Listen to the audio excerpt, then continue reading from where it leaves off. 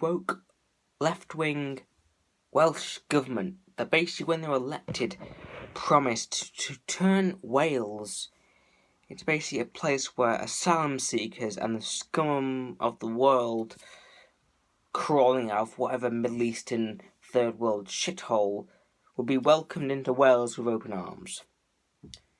Now, the patriot Joe Marsh, who reported on the Llanelli protest, has been reporting on what the wokey Welsh government have done to the Wales National Museum. It's shocking. It's absolutely shocking.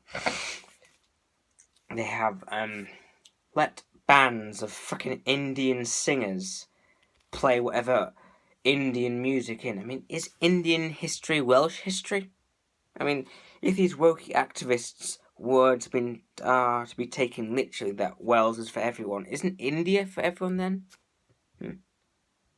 So can I not move to India and say that I'm Indian just because I feel Indian, just because I have an Indian passport? You know, because if you're saying that anyone can be English, anyone can be Welsh, anyone can be Scottish, can I be Indian? Can I be Arab? No, because you say, oh, you're white. Well, they're brown.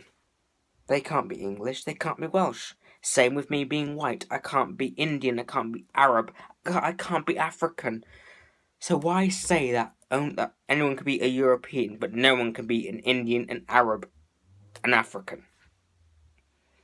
Because it seems like that the wokies and everyone else only want one specific part of the world to be for everyone.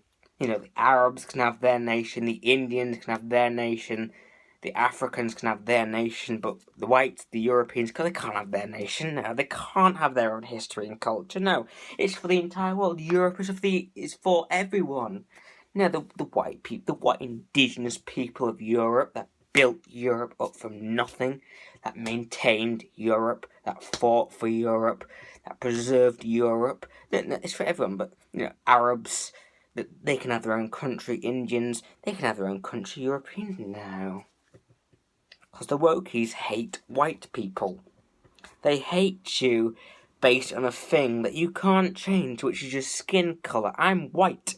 I'm English. I'm European. I can't change those things. I can't, no matter how much I change, because European isn't what you think. It isn't what's written on a passport or a piece of paper. Same with English or Welsh or Scottish. It's not what you think, nor what is written on a piece of paper. You're English based on your DNA. If you're a descendant of the Anglo-Saxons, you're an Englishman. If you're a descendant of the Britons or the Celts, you're a Welsh or a Scottish man or woman.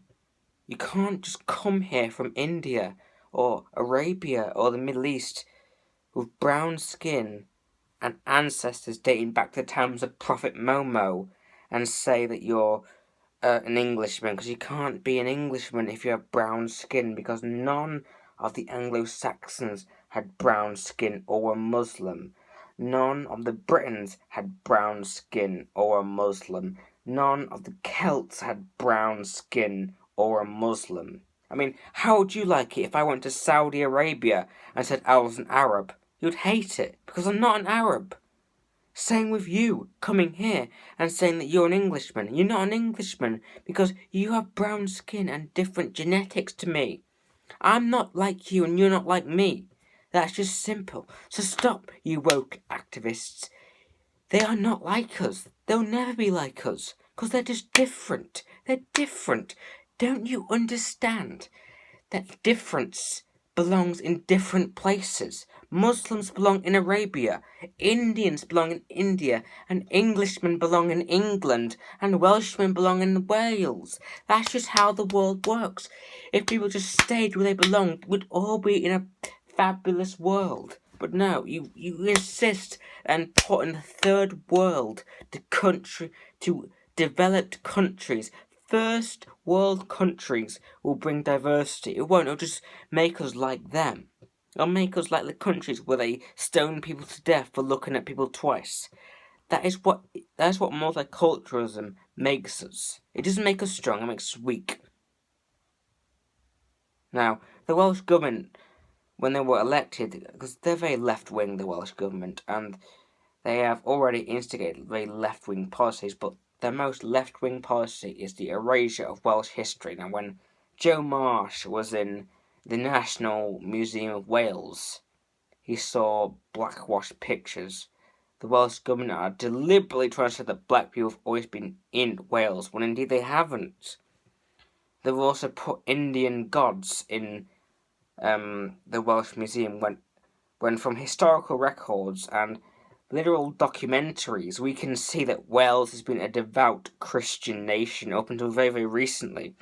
There's a documentary on YouTube about a convent of Welsh nuns in, I think it was, some Welsh valley.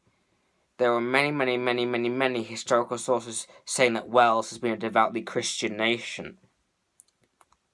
So don't you dare try to say that fucking Hinduism is welcome in Wales, or it's always been part of Welsh culture and history, because it hasn't. I mean, how would you like if I went to Saudi Arabia and tried to say that Christianity has always been part of Saudi Arabian lifestyle? It isn't. It isn't. Or if I went to India and tried to say that Indians have always, Christianity has always been in India. It hasn't. It hasn't. It's just, stop trying to import the third world into our country and say the third world's always been here. It hasn't. You are deliberately trying to destroy our nation, our history, our culture, and our heritage, and try to cover it up. They did the same with the BBC propaganda saying that black people have always been here. How would you like it if I went to Africa, to Nigeria, and said that white people have always been in Nigeria? You'd hate it. I hate it when you say that black people have always been in Britain, because they haven't. It's the same. It's just different people of different skin colours and different religions belong in different places. They don't belong in one place. It's just the truth. It's just the truth. If you mix everyone together, you don't get glorious diversity. Because look at all the multicultural places on the world. Look at, for example, Jerusalem, Israel, Palestine. They were known as the crossroads of the world. Look at them now. They're at war with each other. That's what happens. Multiculturalism does not do anything except destroy cultures.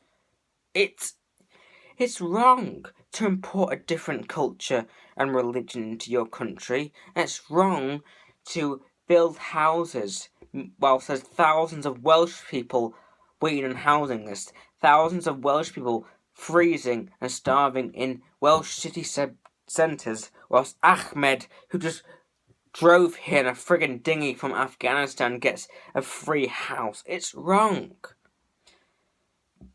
And the sooner we realise that multiculturalism is not a virtue, but indeed a thing to be ware of, and that multiculturalism only brings the destruction of a country and culture, the better we can understand, and the better we can fight the evils of what has been imported here. Because we've imported radical Islam, we've imported terrorism, wife-beating, pedophilia. We've imported all sorts of things under the guise of multiculturalism. None of it is good. Now because of us, because of our stupidity, in the East End of London, there are Muslim patrols which literally say that gay people are not welcome. They ban alcohol, they ban bacon, they ban anything that is against the Quran. That is what you get when you import the third world. You become the third world. How long until we see people being stoned to death in England? How long until we see women having their genitals mutilated before being married off to some 50-year-old man whilst they're still 9? How long until we see gay people being thrown off the roofs of mosques because we've imported their violent and hateful ideology? Multiculturalism brings nothing but misery and depravity. Import the third world. Become the third world. It is not a virtue. It's not a glorious thing. It's a thing to be ashamed of and a thing to be ware of. But because of Blair and his idiots in power in the 90s, we have now become a nation that is now vastly decaying. A nation which hates its own history and culture. A nation that's forgotten what it was and is trying to replace it with this multicultural, multi-faith version of events when we know that's not the truth. We become a nation that's no longer recognisable to those who built it. That is what Britain has become.